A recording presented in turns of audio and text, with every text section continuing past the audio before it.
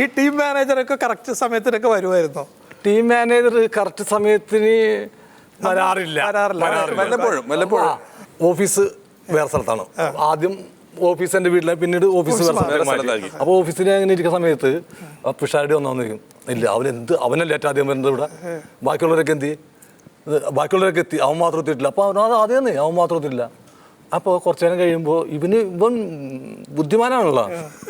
ഇവൻ പറഞ്ഞിട്ടുണ്ടോ എൻ്റെ 2 മക്കളെയും 2 കൈ പിടിച്ചിട്ട് വരും. വീട്ടിൽ പോയി എടുത്തിട്ടോ ആയിട്ടുള്ള വെറുതെ ഞങ്ങളില്ല പാടാ എടുത്തോണ്ട് വന്നറിയുമോ എന്റെ തെറിയൊക്കെ. ഞാൻ എങ്ങനെ തെറി പറയാണ്? മക്കളല്ലേ എന്റെ മക്കളെ 2 താങ്ങി പിടിച്ചു വരികയാണ്. അടായിട്ടുകളെ നിർത്തിയിട്ട് വണ്ടി കയറി പോകും. സ്ഥിരം പരിപാടി. വൈകി വരുന്നതിനകത്ത് ചരിത്രം ഇട്ടത് രജീഷ് എന്ന് പറഞ്ഞൊരു ആർട്ടിസ്റ്റ് ഉണ്ടായിരുന്നു. സ്ഥിരം വൈകും. ഇവന് ഒന്നാമത്തെ കാര്യം, ഇവന് കേരളത്തിന്റെ മാപ്പ് അറിയാൻ പാടില്ല. ഇവനിപ്പോൾ കോട്ടയത്തെങ്ങാണ്ട് ഇവൻ്റെ വീട്. അപ്പോൾ അതിൻ്റെ ഇവൻ്റെ വീട്ടിൽ നിന്ന് 3 കിലോമീറ്റർ അപ്പുറത്തൊരു പള്ളി കളി ഉണ്ടായിരുന്നപ്പം ഇവന് പള്ളിയുടെ പേര് അറിയാൻ പാടില്ല. അവിടുന്ന് കോട്ടയത്ത് നിന്ന് പറവൂർ വന്നിട്ട് ട്രൂപ്പിന്റെ വണ്ടി കയറിയിട്ട് ഇവന്റെ വീടിന് മുന്നിൽ കൂടെ ആ പള്ളിയിൽ പോയിട്ട് ഞങ്ങൾ പരിപാടി കളിച്ചിട്ടുണ്ട്.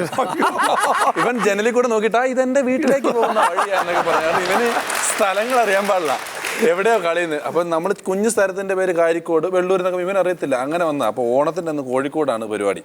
ഉച്ചയ്ക്ക് 1 മണിക്ക് സരിഞ്ചാന്റെ വീട്ടിൽ എല്ലാവർക്കും സദ്യ ഉണ്ട് കഴിഞ്ഞിട്ട് നേരെ കോഴിക്കോട് പരിപാടിക്ക് പോകണം. സരിഞ്ചേട്ടന്റെ വീട്ടിൽ ഊണേ ഉള്ളൂ. ഞങ്ങൾ ആ പരിപാടിക്ക് സരിഞ്ചേട്ടനില്ല. വീട്ടിൽ സരിഞ്ചേട്ടനുണ്ട്, ഓണമല്ലേ വീട്ടിൽ തന്നെ ഉണ്ടാവും. അപ്പൊ ഞങ്ങളൊക്കെ ഉണ്ട് കഴിഞ്ഞിട്ട് ഈ രജിസ്റ്ററും കാത്ത് നിൽക്കുക. എത്രയോ നേരമായിട്ട് ഇവൻ വരുന്നില്ല. അങ്ങനെ ഒരു മൊബൈലൊന്നും ഇല്ലല്ലോ. 1-1:30 മണി 2 മണിയായപ്പം 2-2:30 ഇവൻ വരുക. ഈ വൈകി വരുന്നവൻ സാധാരണ അപ്പോഴും ഒരു ധൃതി കാണിക്കുമല്ലോ. ഇവൻ അപ്പോഴും വളരെ ആടി തൂങ്ങി കൂളായിട്ട് വരിക. കയറി ഇങ്ങ് വരില്ല സരിഞ്ചേട്ടൻ, രജീഷേ നീ എവിടെ പോയിരിക്കായിരുന്നു? എത്ര നേരമായി ഞങ്ങളെല്ലാവരും നിന്നെ കാത്തിരിക്കുന്നു. ഇവൻ എന്തിനാ കാത്തിരുന്നത്, ഉണ്ണായിരുന്നില്ലേ?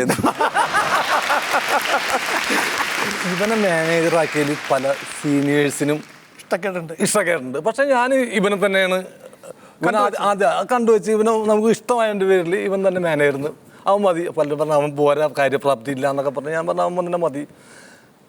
അപ്പോൾ ഈ ഓരോരുത്തരോടൊന്ന് തെളിയിക്കാൻ, എൻ്റെ മുമ്പിൽ തെളിയിക്കാനായിട്ട് ഇങ്ങനെ മത്സരമുണ്ട് അതിനകത്ത്.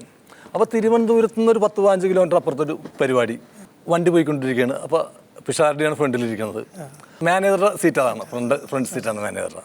അപ്പോൾ ഈ എഗ്രിമെൻറ്റ് ഫോമൊക്കെ അറിയാമല്ലോ, മാനേജറുടെ കയ്യിലായിരിക്കുള്ളൂ. അല്ല പിഷാരടി ഓരോ വണ്ടി അതെ ഈ ഒരു തിരുവനന്തപുരം കഴിഞ്ഞാൽ ഒരു 5-8 കിലോമീറ്റർ കഴിയുമ്പോൾ ആർച്ച് കാണും. ആൾക്കാർ ചോദിക്കും ആരക്കോണം ആർച്ച് കാണും. അപ്പോൾ അവർ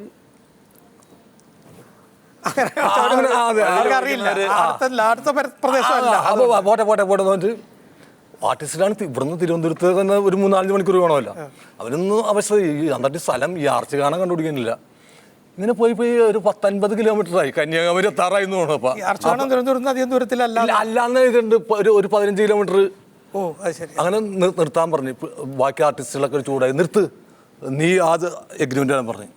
എഗ്രിമെന്റ് ജന്മം പോയില്ല, എഗ്രിമെന്റ് കൊടുക്കില്ല, നീ എഗ്രിമെന്റ് ഇവർ സാധനം വാങ്ങിച്ചു നോക്കിയപ്പോഴാണ് തിരുവനന്തപുരം കഴിഞ്ഞ് 15 കിലോമീറ്റർ കഴിഞ്ഞാൽ അമ്പലത്തിന്റെ ആർച്ച് കാണാം.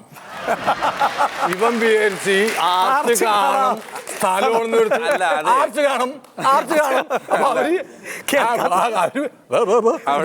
കാരക്കോണം എന്നൊക്കെ പറഞ്ഞ സ്ഥലങ്ങൾ അത് മാത്രം ഇംഗ്ലീഷ് എഴുതി വെച്ചായിരുന്നു. ARCH കാണാം. അപ്പൊ ഞാനത് സ്ഥലപ്പേരാന്ന് ഓർത്ത് ആർച്ച് കാണുന്ന ചോദിച്ചു കുറച്ചു വരും പോയിട്ടുണ്ട്.